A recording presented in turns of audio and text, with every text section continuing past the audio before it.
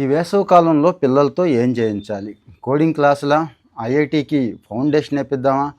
లేకపోతే పాపం క్రికెట్టో, బ్యాడ్మింటనో, స్విమ్మింగో ఇష్టం కదా అవి చేపిద్దామా? పని చేయించండి.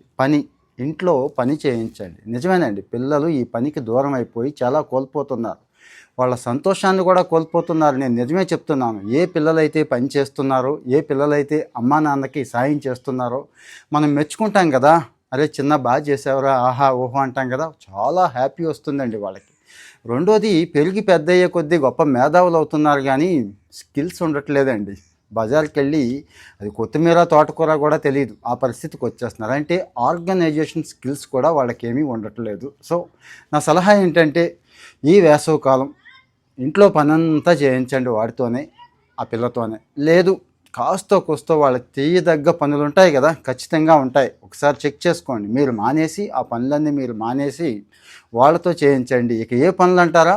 ఉదయం లేచిన తర్వాత బెడ్షీట్స్ మడత పెట్టే పని దగ్గర నుంచి రాత్రి పడుకునేటప్పుడు బెడ్ లైట్ ఆపే పని వరకు కూడా వాళ్ళతోనే చేయించండి. కానీ కాంప్లిమెంట్ ఇవ్వడం మర్చిపోవద్దు. కాంప్లిమెంట్ ఇవ్వండి, మీకే తెలుస్తుంది. అబ్బా, ఒక్క సంవత్సరంలో పిల్లకి ఎంత మార్పు వచ్చేసింది, ఎంత బుద్ధిమంతుల్లా తయారైపోయారని మీకే అనిపిస్తుంది.